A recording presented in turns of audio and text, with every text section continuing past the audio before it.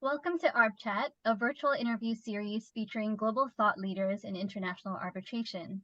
My name is Sunita Advani, and today we have with us none other than distinguished arbitrator and leading counsel, respectively, Brenda Horrigan and Ravi Aswani. Brenda Horrigan is a prominent and internationally recognized arbitration practitioner with over 30 years of extensive global experience, having worked from the US, Paris, Moscow, Shanghai, Sydney, and now Singapore, where she is currently based. Prior to establishing her own practice in 2021, Brenda was the head of international arbitration in Australia at Herbert Smith Freehills' Sydney office. She commenced her career as a transactional lawyer and has spent nearly 20 years focusing exclusively on complex international commercial and investment treaty arbitration matters at both the arbitration and enforcement stages. Brenda is the immediate past president of the Australian Centre for International Commercial Arbitration, ACICA, and remains a member of its executive committee. She is a fellow of the Chartered Institute of Arbitrators and is listed on the panels of numerous arbitral institutions. Brenda is consistently ranked in Chambers and in Global Arbitration Review's Who's Who Legal as a leading arbitration practitioner. Ravi Aswani is a leading commercial dispute resolution barrister at 36 Stone in London. He has a broad practice which covers a number of areas, including, in particular, shipping and international trade, commodities, energy, oil and gas, metals and mining, insurance and reinsurance, banking, and finance. Ravi has an extensive international arbitration practice, primarily as counsel, but also increasingly as arbitrator. He has been instructed in arbitration seated in a number of jurisdictions under a number of applicable laws, both ad hoc, in particular LMAA and UNCITRAL rules, as well as institutional arbitration, in particular ICC, LCIA, and SIEC. In addition, he is often instructed in commercial litigation in England. Ravi has been ranked for many years for his counsel practice in the Chambers and Partners UK and Global Guide, the Legal 500 UK Bar and Asia Pacific Guide, and Who's Who Legal.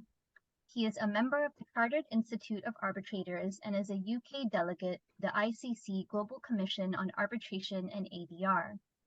In recent years, Ravi has been shortlisted for and also awarded a number of prestigious awards in recognition of both the excellence of his legal practice and of his long-standing commitments to equality and diversity and mentoring. Before I begin with the first question, if anyone in the audience has any questions for Brenda and Ravi, please send them through via the Q&A function on Zoom. Now, coming to the first question. Brenda, what made you interested in diversity, equity, inclusion, and belonging, specifically in the area of international arbitration? Was it perhaps an incident you witnessed or experienced yourself? I think it was mostly, I have been very fortunate to work first in Europe with a European firm, and then in Asia with Herbert Smith Freehills, both of which had very strong female participation in the arbitration teams. And so I think we were in Europe at my former firm, we were frequently an all-female team, and this would have been in the early 2000s. And everyone else in the room was male, and then our team was female, and so it was just eye-opening, I think. And even when I was lead counsel, sometimes the tribunal would address everyone else in the room as Mr. So-and-so, and they would address me as Brenda, and it was just very annoying. So it's been a focus for a very long time. Yeah, I can imagine, and that's amazing that you're so committed to diversity.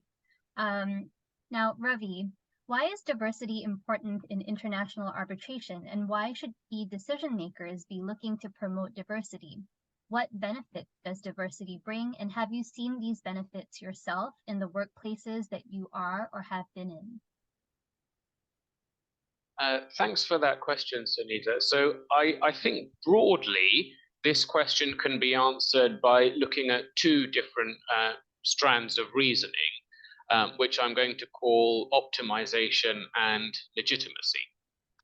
Dealing with optimization first, I think we're in 2023 now. It's probably a universal given now, accepted by everyone, that diverse groups produce better outcomes.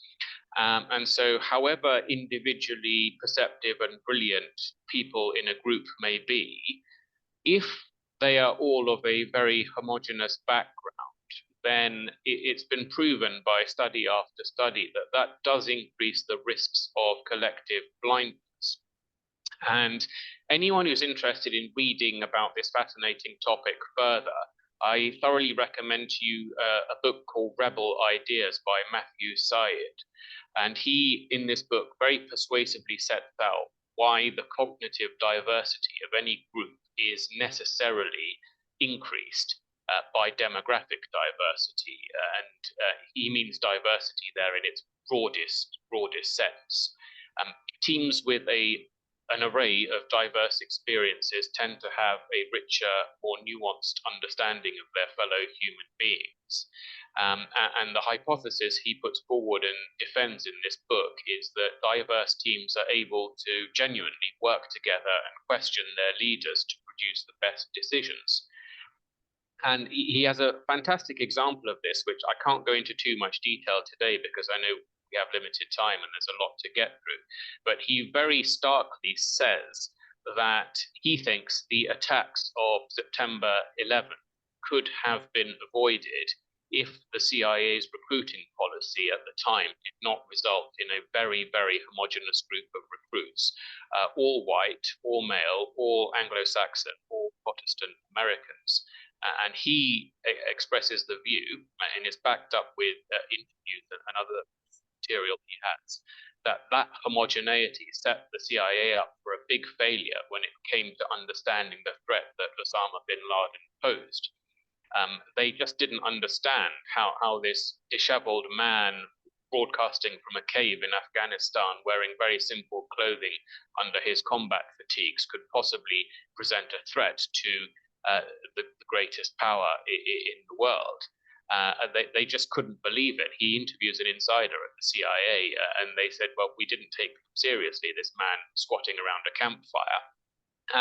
But they didn't understand the religious significance and cultural significance of the clothes Osama bin Laden was wearing and how he was modeling himself on the Prophet, really. And so as a result of all of this, they didn't really take Al-Qaeda seriously. It's incredible when you read this in the book, but apparently on the 9th of September, Osama bin Laden actually called his mother to say, in 2 days, you're going to hear big news and you won't be hearing from me for a while. And although that call was intercepted because they hadn't ever taken Al-Qaeda seriously, no resources were allocated to it. So it was actually 72 hours before that call was interpreted and analyzed. And if you're doing the maths, you'll realize that's the 12th of September, by which it was too late. And so just drawing all that together, he concludes that actually these attacks were a preventable tragedy. The CIA, however, were individually perceptive but collectively blind, to use his phrase, and that was due to a lack of diversity. If only they'd had a few more Muslim people on that team, if only they'd had a few more Arabic speakers on the team, if only they'd had a few more people with some cultural sensitivity and awareness.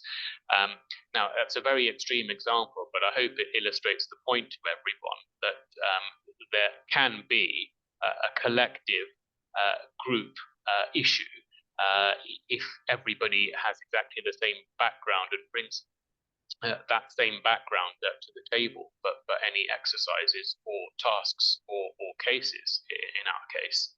So that's optimization. Legitimacy. I think this is more obviously apparent in investment arbitration, but the point applies in the same way to commercial as well. I think we have to take stock of where we've reached as an industry and ask the question, how long can we continue to have massive disputes with potentially quite a great national significance being decided, in effect, by three old white men from the global north who may never have set foot in the country where the facts of the underlying dispute arose? we're in a time now where we see increasing public concern about the perceived secrecy of international arbitration. Again, this is particularly clear in investment arbitration, but I do think it applies to commercial as well. And I think we have reached a stage as an industry where if we are to continue to survive and thrive, then we need to move with the times. Stakeholders are more naturally inclined, I would suggest, to accept decisions if they accept that the decision makers have understood all the nuances and not just the black and white of the contract. So really, Sunita, I would say it's those two things. It's the optimization and it's the legitimacy. I think that covers everything in your question. I know it's quite a long answer, so let's move on. Thank you. I would just jump in there to add that there's a similar argument as to the reason that Lehman Brothers failed was that they were not diverse enough. Again, too similar in background, too similar in thought processes. That's amazing. I mean, that was truly eye-opening, Ravi and Brenda, and thank you for sharing that. Now, Brenda, you are female, and you bring this aspect of diversity to any workplace that you're in. Please share with us your own journey in navigating diversity in international arbitration and your lessons learned. I think I'll just draw on a personal example, and I'll keep it short since we do have a lot to get through. But when I was working in Shanghai, my entire team was female. So our diversity target was actually a white male, because we had an Asian partner in the Beijing office, not in the Shanghai office. The entire Shanghai team was female. We had cultural diversity because we had people with French backgrounds, Chinese backgrounds, American backgrounds. We had everyone, all but one on the team, had spent time in multiple countries and had degrees from multiple jurisdictions, but we didn't have any men. And so, as Ravi says, it isn't just increasing the number of women or increasing the number of people with different cultural backgrounds. It's also making sure that you have that balance, and sometimes that means adding men. That's really interesting, and thank you for sharing that. Now, Ravi, please share with us a specific example of a time when you have advocated for diversity, equity, and inclusion in an international arbitration setting, or when you launched diversity initiatives within the arbitration industry or your workplace. What were the outcomes? Thanks, Sunita. Okay, so I've got two examples which I hope are of interest here. The first is, as you mentioned earlier, a considerable part of my counsel practice is involved in shipping and shipping-related work. And as I'm sure some of the attendees will know, a lot of maritime arbitration ends up being ad hoc and dealt with by the LMAA. Who, along with all other stakeholders and institutions involved in arbitration, do appreciate the need for greater diversity. And certainly when I started, the average LMAA tribunal was particularly homogenous. I think I went many years as a barrister doing this kind of work before I saw a female arbitrator, for example, on a panel. But like everyone else, they're moving with the times. And as a barrister, I do occasionally have the opportunity to have an input into choice of arbitrator. And I was aware of someone, I won't embarrass her by naming her, who had recently given up her counsel practice, this is a few years back, and had wanted to focus on being an arbitrator. And so I suggested to a few solicitors who I worked well with when they were asking me. In particular, I think it was a case of a lot of things going and coinciding in terms of timing, but they were after someone who wasn't one of the usual suspects, who would perhaps bring a different level of insight into the disputes that came before her. And it's a funny story. I mean, she will tell you this story as well. But I did actually end up getting her first nomination as an arbitrator through this informal feedback to clients. And although that one I think didn't work out because there was some conflict issue, it did play a part, I think, in kickstarting her career as a full-time arbitrator. I can't take all the credit because she's very good and it's obviously all down to her.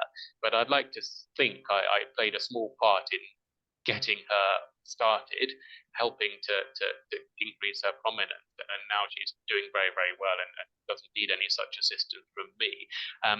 But it's fantastic because the feedback I've had about her when she has acted as arbitrator has actually been very, very good, and people have been very impressed when they've used her. So it does go to show that these little conversations which we have when people ask you for recommendations, people ask you about new people who may bring something slightly different to the mix, they do often go somewhere. It's not just idle chat. And the second initiative I had, I think this goes back to something which I may come back to later on, but I do strongly believe that all of us have an obligation in whatever way we can to leave our profession when we retire in a better condition than when we entered it. And some of the difficulties we have are not just difficulties which should be discussed, but it's something we should all try and, I think, do something about as and when we can. And one of the things I noticed when I started out was that senior barristers were very jealous of their own relationships with instructing solicitors. And although you might work with them on a case, they almost seemed, in some cases, I found, to go out of their way to try to keep you apart so that you didn't develop your own relationship with the solicitors and get your own work, which always struck me as very strange because as a barrister of 1, 2, 3 years call, I was not going to be competing for the same level of work as a Silk of 25 or 30 years call. So I never quite understood it. But one of the things that I've tried to put in practice, and it has never resulted in any difficulties or problems, is trying to make sure I introduce my junior-most colleagues in chambers to solicitors I work with, to contacts I have in the industry. And it's very much a win-win scenario because it's not as if the solicitors would have come to me to work on a case which is pretty modest and not particularly complex, so very much suitable for someone who's starting out, but not really something which justified my instruction. And in a number of cases, people who I've introduced solicitors to in my chambers have ended up getting 1, 2, 3 sets of instructions and have been able in that way to develop their own relationship. And it's never reflected badly on me. If anything, solicitors always tell me, I'm so glad you introduced me to X or Y. They remember X or Y, but then they also remember me as well. So it's win-win all round. I think when we can help, we should. That's really inspiring to hear your initiatives. And with that, Brenda, have you ever encountered any pushback or resistance to promoting diversity and inclusivity in international arbitration? And if so, how did you address it? I think Ravi already touched on this briefly, but I would say that clearly the world is improving. So, 20, 30 years ago, it was a very different place than it is now. We have all the institutions that are now taking measures to promote diversity. We have a greater awareness among the community of the need for diversity. The definition of diversity is expanding. All of those are very positive things. And I think we as an arbitral community are making significant strides. I think our biggest problem still is the clients themselves. So when we look to have lead counsel, when we look to have arbitral appointments, when we look to have significant speaking roles, the clients tend to go with known quantities or tend to want to go with known quantities. And so, as if your counsel putting forth a proposed list of possible arbitrators, obviously you're putting diverse candidates, or you should be putting diverse candidates on that list, but the corporates will come back and say, well, my board knows Mr. X, so we have to go with Mr. X, because anyone else, if we lose, then it's my head that rolls. That's what the general counsel will say. And so it's educating corporates on quality diverse candidates and making those names more visible. And I think a lot of the things that are being done now with meet the arbitrator events, both for counsel and corporates, with circulation of lists of names, with arbitral women's list, with the real initiatives and the lists that they're putting together. All of that is aimed at increasing the visibility of people other than the long established candidates. And I think the more that we can be doing that, the better it will be for everyone. And part of that generational, because the younger generation is just much more open. Part of it is cultural. Some jurisdictions are still much more blokey than others. In some jurisdictions, you have to be a retired judge to get an appointment, and most of the judiciary is white men. So it takes time, but the more we can increase the visibility of diverse candidates, the more we can break that corporate barrier. Thank you. Thank you for that insightful answer. Now, Ravi, can you offer any advice to junior lawyers looking to navigate diversity in international arbitration, and how they can make a positive impact in this area? Yeah, sure. Thanks, Sunita. So I think the first thing is to perhaps change the narrative a little bit, and any facet of diversity which you have, I would say you need to start looking at that as a strength rather than a weakness.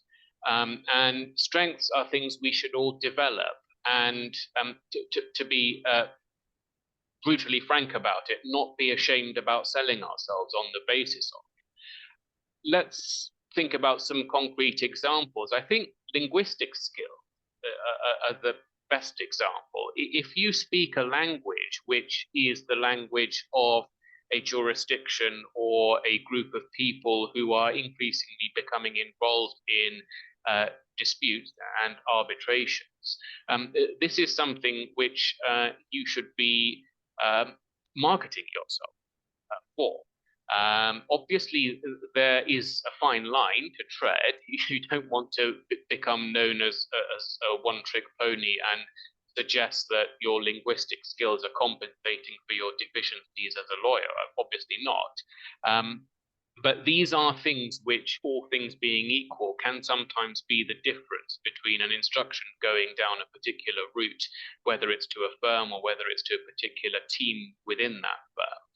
And so I always tell people, if you have anything that's slightly different on your CV or slightly out of the beaten track, slightly out of what we're used to seeing in the mainstream, then cultivate that, emphasize it, and use it as part of your positive marketing going forwards. I can give you this one insight, although I don't look at applications for pupillage to chambers anymore as part of the paper sift.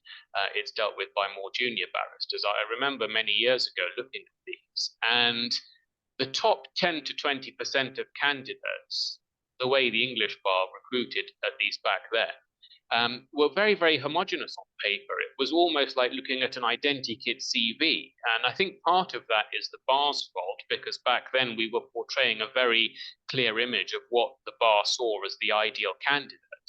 But the flip side of that is that anyone with something slightly unusual on their CV really stood out like a sore thumb, and it became a conversation point at interviews. It became an icebreaker. Oh, I see you spent 6 months working for this charity, or working for the court as a judicial assistant, or did something slightly different.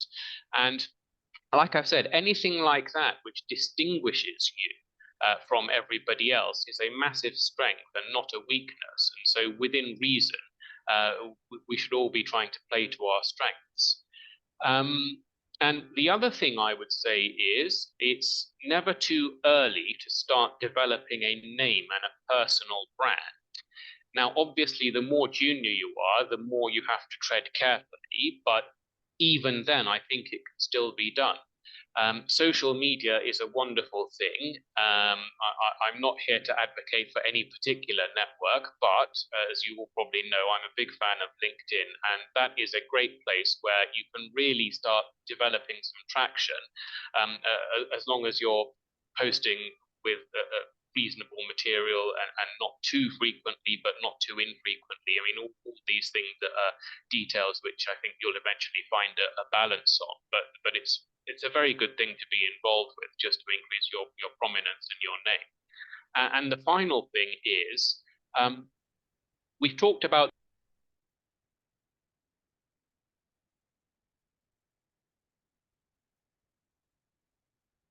I think we have lost Ravi for a couple of seconds.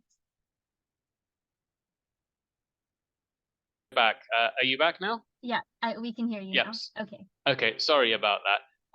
I was just saying, I think I'd finished on LinkedIn, and I was just, the last thing was institutions. Brenda has already mentioned how institutions are becoming much more aware and proactive about the need to increase diversity for a whole host of reasons.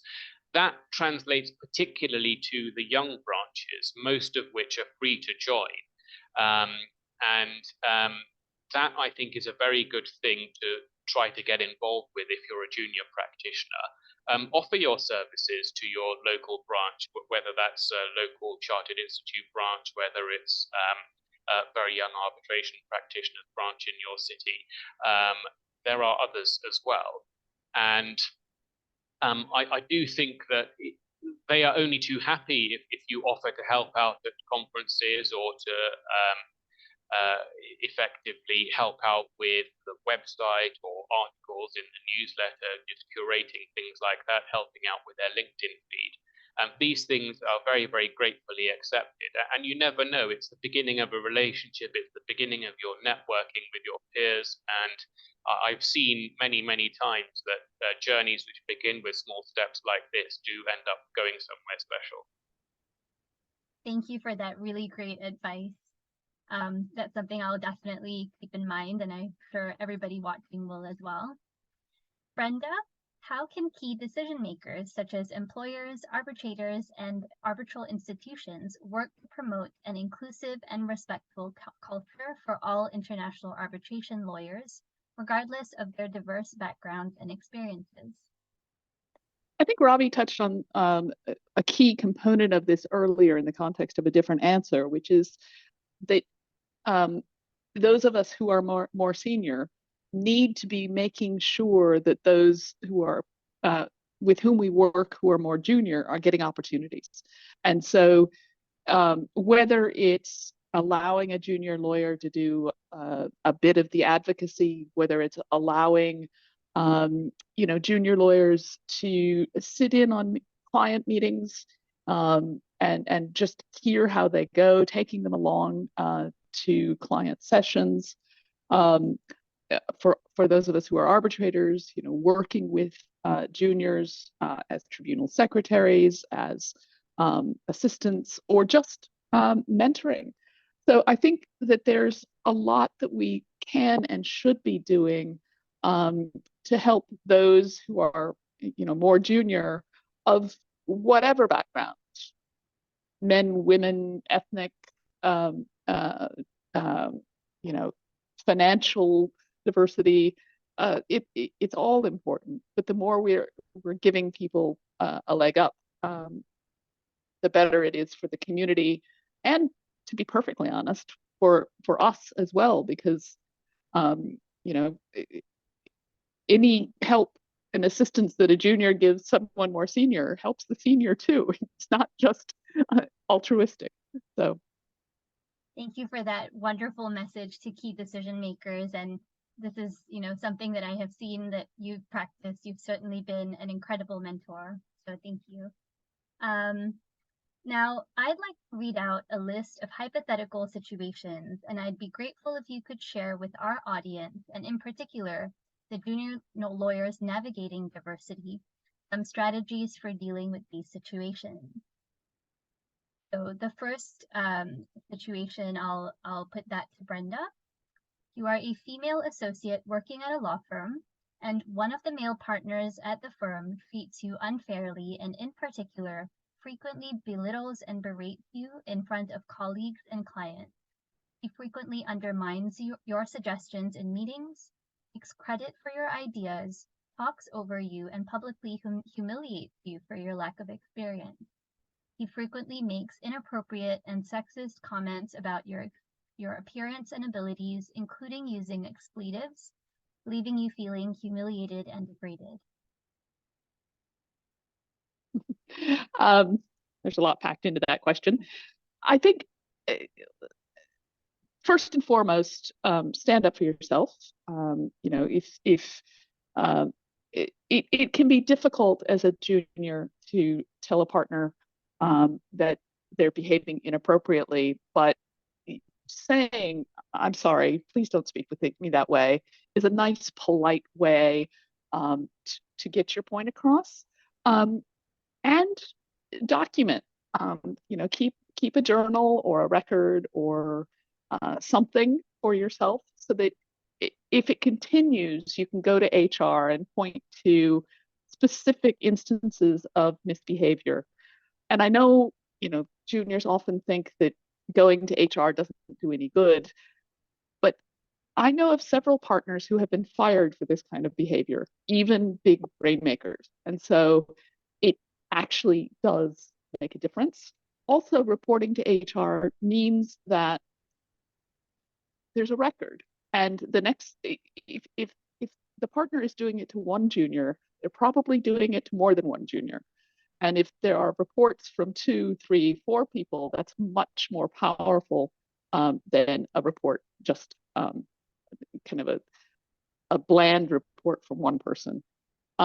If you can find someone else, a different senior person who's supportive, and speak with them about this problem, because sometimes they'll be able to have a word with the person who's misbehaving and bring it to their attention, or they can speak to HR and emphasize the seriousness of what's going on. And sometimes you just have to stand up for yourself, and you might have to change firms. But sometimes standing up for yourself can be enough. I remember when I was a first year associate, and this was many years ago, when bullying was much less frowned upon than it is now. But one of the partners used to throw objects at people, and he would throw objects at everybody. It wasn't just the women, but he would throw objects at people. And he once threw a stapler at my head, and I threw it back at him. And I said, don't you ever do that again. And he didn't. He never threw anything at me again. He continued to throw things at other people, but he never threw anything at me again. And so sometimes I don't normally throw things, but sometimes you just have to stand up for yourself. That really takes a lot of courage, and thank you very much for your wise words of advice. Now, Ravi, the next situation is, you are a junior lawyer at a firm. A fellow junior lawyer of a different race than you tampers with your wallet, which you placed in your bag while you're away from your desk. You complain to a partner who's of the same race as the other junior lawyer, but the partner does not believe you and instead sides with the other junior lawyer. When you raise it with the firm's internal ombudsman, who is also of the same race of the other junior lawyer, he thinks you are complaining about the other junior lawyer only because he or she and some other junior lawyers didn't invite you to lunch, and not because the incident actually happened.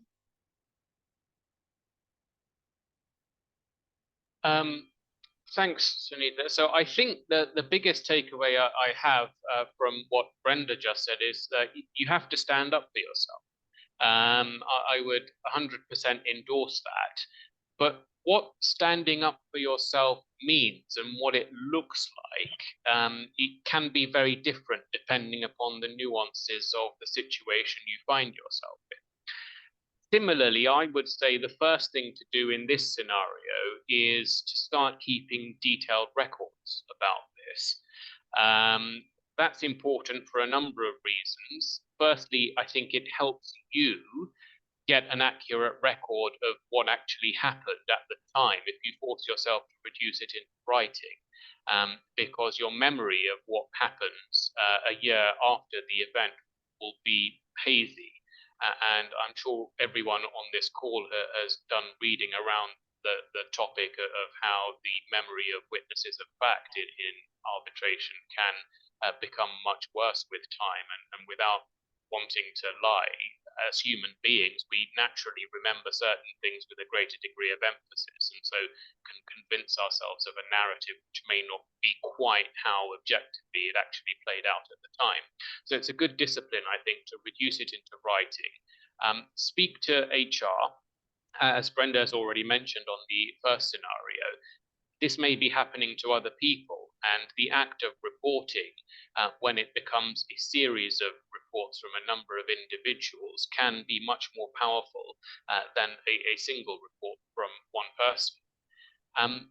In this context and in this scenario, I would say find some different senior people, maybe of the same race as the other individuals, maybe of a different race, and just see what the take is from those people. I think if these various avenues don't provide any redress, then there are really two ways to go. And again, they both involve standing up for yourself, but that can't ever be looked at in the abstract. You've got to think how these things are going to play out. And as Brenda mentioned, sometimes you may have no alternative other than to change firms. And there is, I think, in this scenario that you've explained, Sunita, another alternative, which is perhaps take further action externally, report the firm to the regulator. Now, it's very easy to say in the abstract that that's something which you can do and should work. But I think everyone has to be mindful of the realities. Doing something like that is an extremely stressful and draining process. Do you really want it? Yes, from the perspective of standing up for yourself, it's on one view the right thing to do. But be mindful, that's going to be a drain on your life whilst it goes on. What's going to happen to you in the interim? Are you going to be given fair treatment at work? Are you going to be allocated to the top matters coming into the firm? Possibly not.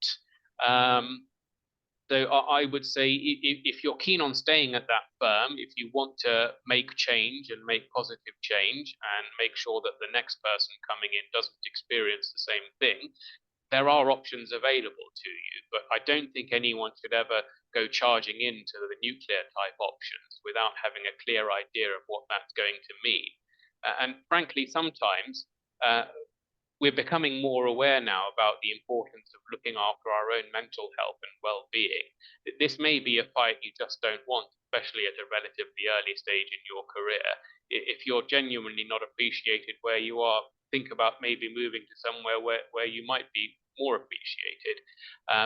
Certainly when I started, I'm sure this was the situation when Brenda started as well, it was relatively unheard of for people to move firms. And certainly at the bar, it was almost unheard of at all for anyone to ever move chambers in their career. Nowadays, this happens all the time. People work for 3, 4, 5 firms throughout their career. People move chambers. People change career paths slightly. There's no stigma about it anymore. And I think let's not all forget, we're all worthy individuals who have value to bring and who should be valued. And if you're really not getting that where you are, there are other options than going to the regulator and potentially spending 2 years of your life on that. That's very valuable guidance. Thank you for sharing that. The next scenario is also, it's for Ravi to share with us his thought. You are a junior lawyer with a hearing impairment, which has never been an issue for you before. However, after joining a law firm, you notice you're being excluded from important meetings and are not being given the same opportunities as your colleagues. When you raise this with your supervising partner, he says that he thinks you're not capable of contributing effectively because of your hearing impairment.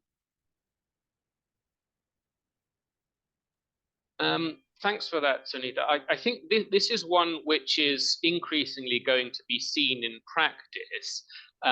Disability awareness and diversity around that demographic has certainly, since I've been involved in diversity initiatives and taken an interest, it's long been neglected, but it's becoming more of a prominent thing now. People are much more aware, and I'm sure everyone on the meeting will have seen of the ICC's recent task force and thinking about disability inclusion.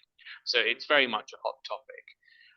I would say that the first thing to do is simply speak frankly with your supervising partner about this. Explain that this doesn't actually affect your work and ask for the opportunity to prove it. I would have thought, all things being equal, the issue here is simply a concern about the unknown rather than a conscious attempt to discriminate. And so I would have hoped that in 95% plus of cases where this sort of issue is raised, just speaking about it frankly, clearing the air, and reassuring about any concern will, I think, deal with it. In those very small minority of cases where this doesn't, for whatever reason, work, I think then you've put yourself in a better position if you've given the opportunity to at least try to redress it in this informal way. Then there are things that you can do, of course. Looking at this from a UK perspective, which is the jurisdiction I practice in, there are serious issues here. We have an Equality Act in England and Wales, and to me, the scenario you've read out, that looks like unlawful disability discrimination, probably direct discrimination, but at the very least indirect. But again, remember what I was saying on the scenario we just discussed. You can always take the nuclear option, but it's not the first option you should ever take. I would hope that this could be resolved by a quick informal discussion and reassurance. If that doesn't work, you can go further, speak to somebody else in a seniority role in the firm. It doesn't have to be your supervising partner. Again, the ultimate option of going to the regulator is there, but I would never say to anyone, go straight there. What you've described, I think it's just a question of a concern about the unknown. I think this could be sorted informally. Yeah, thank you for that. That makes sense. And now, Brenda, the next scenario is for you. You are a female associate who has been with a law firm for 7 years, and you recently gave birth to a baby. You decide to take the full 16-week parental leave that the firm offers to new mothers. When you return to work, you are assigned less important cases and are not given any new cases, which is affecting your ability to bring in business for the firm. When you raise this issue with your supervising partner, you are told that taking parental leave puts you behind your colleagues and that they had to pick up the slack while you were gone. You are also told that you are not as committed to your work as you used to be, and that they are worried that you might take more time off in the future. I think this, in some ways, is similar to Ravi's assessment of the hearing impairment, although it should be more familiar to supervising partners. The first step here really is to sit down again with the supervising partner and say, look, I'm fully committed. I want to um, go back to, you know, full participation. Please give me a chance to prove myself. If that doesn't work, then it's very similar to what Ravi was saying. You know, speak with someone else who is in a senior position, maybe change teams. You know, find someone who will be supportive of your goals, and you know, again, just make yourself heard. But I think there's a more fundamental question here, which is something that we're starting to see and which is very, very important. And that is, we need to stop talking about maternity leave. Granted, you know, women give birth and they need time after birth to physically recover, but both parents of whatever gender should be taking parental leave or should be offered parental leave. And parental leave should not be a barrier for either gender to progression. And one of the things that I'm quite proud of is that the last associate that I sponsored for partner when I was still with the law firm was a man who was on parental leave when he was voted into the partnership. And so he was on, I think it was a 6-month or 9-month parental leave. It was serious time. And so I think that's the conversation we need to be moving towards, that parents need time with young kids, and we shouldn't be penalizing either gender for parents wanting time with young children, or elderly parents, or you know, ill children, ill parents. People need time for their families, and we shouldn't be penalizing them for it. Yeah, that's really important, and thank you very much for sharing that. Now, the next scenario is also for Brenda to answer. You are an openly gay junior lawyer attending a networking event which you paid out of your own pocket to attend. As you mingle with other lawyers, you overhear several conversations in which the attendees make derogatory comments about the LGBTQ+ community, with one of the attendees saying that gays are, quote, too feminine to be real men, unquote. Some of the attendees openly express their discomfort with your sexuality and distance themselves from you. Others make inappropriate jokes or ask insensitive questions about your personal life. You try to engage in conversations and connect with people at the event, but are met with cold responses and dismissals. One senior lawyer even tells you that you will never make it in the legal profession if you continue to be so open about your sexuality. Again, the last firm that I was with before I went independent was HSF, which has an openly gay global managing partner, and so my view might be a bit skewed, but the whole concept that you'll never make it in the legal profession if you're openly gay is just BS. You may not make it with those particular individuals, but you will make it in the legal profession. And I think one of the things that we're increasingly seeing with the focus on mental health is the need to be true to yourself. And being true to yourself includes being true to who you are, and you know, loving who you love. And that is an important part of just inclusion. And so I think there are, above all else, you need to be true to yourself. You'll be happier if you're true to yourself.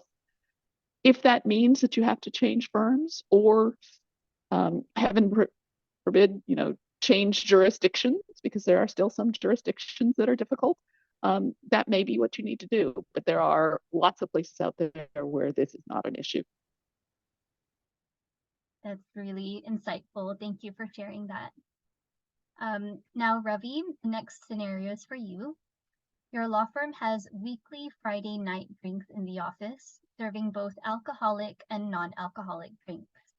This serves as an opportunity for informal discussion, getting to know colleagues better, and exchanging updates on current cases. Trainees are invited.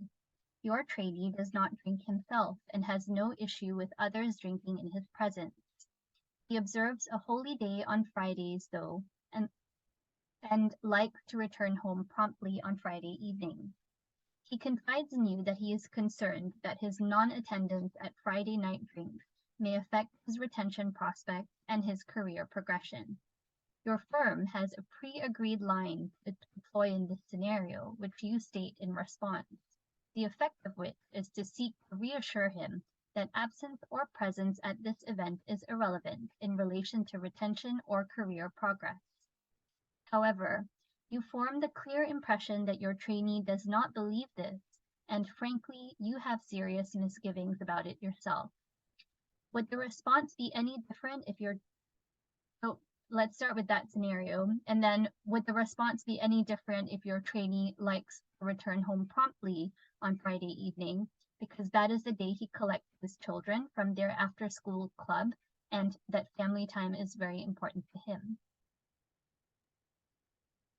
Thanks, Sunita. I think I can deal with the second part of that aspect very quickly, which is no, my answer would not be any different. And the reason for that is this question really highlights the difference between diversity and inclusion. And inclusion, which I'm going to speak about in a minute, it really cuts across everything. It's not limited to religion or culture or any one demographic of diversity, which we've been discussing. So what do I mean, difference between diversity and inclusion? Clearly, there is some degree of appreciation of diversity in this firm because the trainee has been recruited in the first place.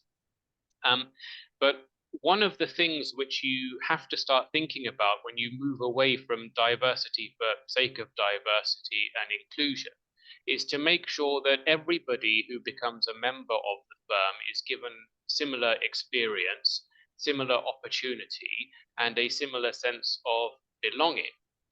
This type of scenario, I'm familiar with it in England. It comes up quite a lot, for example, in my in-training, something like this scenario with the parameters slightly changed, but effectively the same scenario. And it highlights, or it often brings quite a passionate response from some people who think that the answer is you have to scrap Friday night drinks, and they're very much against that. But I don't think the answer is that you have to scrap Friday night drinks at all.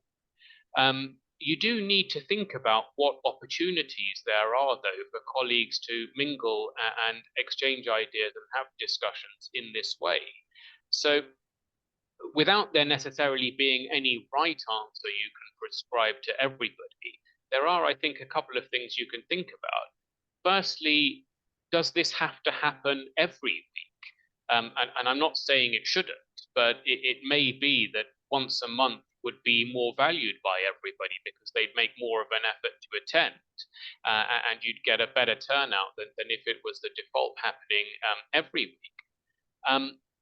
The more important point is, though, I think there are other opportunities which would be equally straightforward to organize. We all need to eat. We all need snacks. So how about organizing some firm updates over breakfast or over lunch or just coffee in the morning or afternoon? It's not rocket science.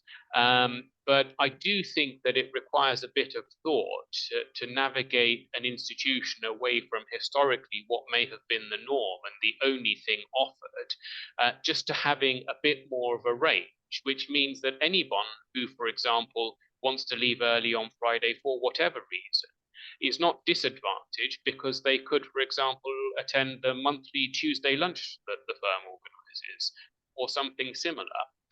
So I don't think it's about banning people from doing what they've always done by any means. I think it's just more a question of getting people to think in a slightly different way and what other things might be capable of being done without any real difficulty, which ensure that everybody has an equal opportunity to become involved meaningfully in the day-to-day life of the firm. So this one, I think, is actually one of the easier ones.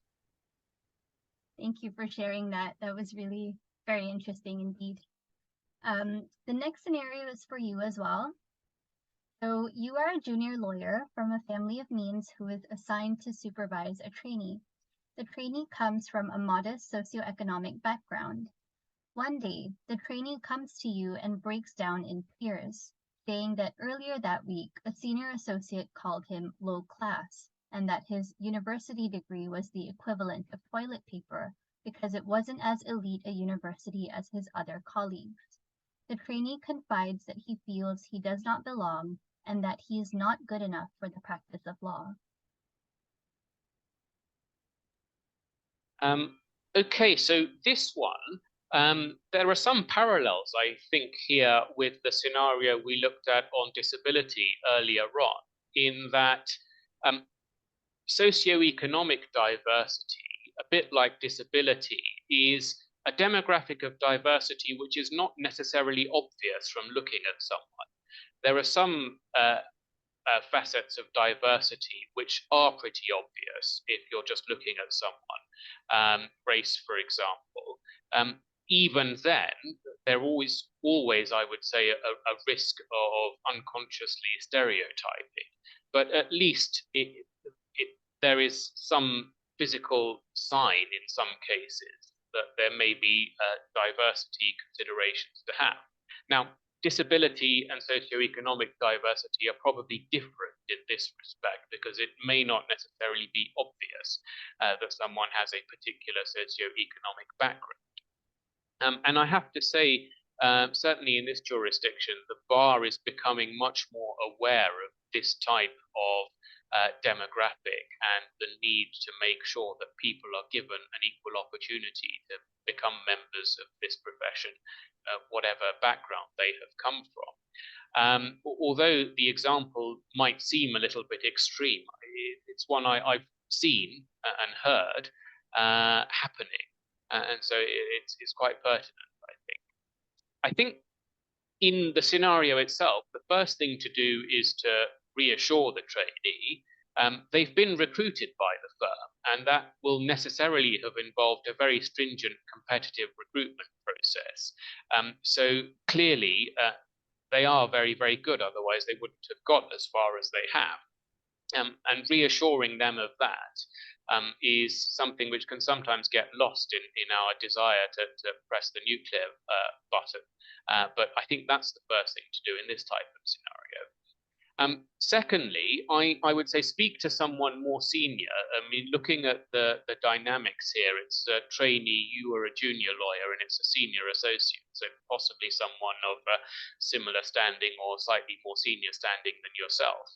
I would speak to a partner, ideally someone not from Oxford or Cambridge. And let me be clear, I'm not saying there's anything wrong with going to Oxford or Cambridge. But the idea that those two institutions or similar institutions elsewhere in the world are the exclusive gatekeepers of competent lawyers is totally out of step with modern thinking. And I think I would be very surprised if someone of partner level in a modern firm would subscribe to the senior associate's way of looking at the world. I suppose it could happen, but that I would say is very, very unlikely. And the partner and you should, I think, speak to this senior associate in question because his behavior is clearly not appropriate. And I think it's just out of step with modern thinking. It's out of step with the way we recruit in law firms these days. But also it's completely out of step with clients. I don't think clients think of things in these sorts of terms, really. And if nothing else, I mean, there are important things which we've put forward already from a diversity perspective. But if nothing else, just think, is the client going to tolerate behavior of this kind?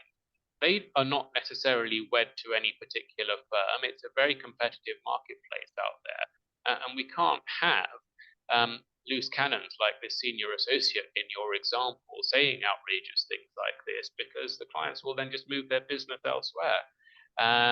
So although that seems like a somewhat clinical way of looking at things, I do think it's not irrelevant to bear in mind after we consider the discrimination and the diversity aspects that also this doesn't make business sense. So the senior associate needs to be put in his or her place.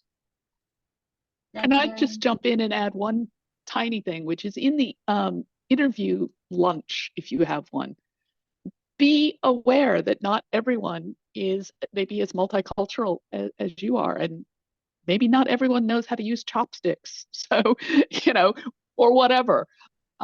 Just because they don't have those experiences doesn't mean that they're not worthy. That's very insightful, both Brenda and Ravi. And with that, we have now come to the end of our interview. And I'd like to thank both Brenda and Ravi very much for this fascinating discussion, and also to the audience for joining us today. Please join us for our next ArbChat interview, which will take place in March. So please keep a lookout on our LinkedIn page for details of that. And I just want to say thank you very much again to Ravi and Brenda for your time and very valuable words of advice. Thank you. Thanks very much, Sunita. Thank you for the invitation. Thanks, Brenda. Thank you. Okay, bye. Take care.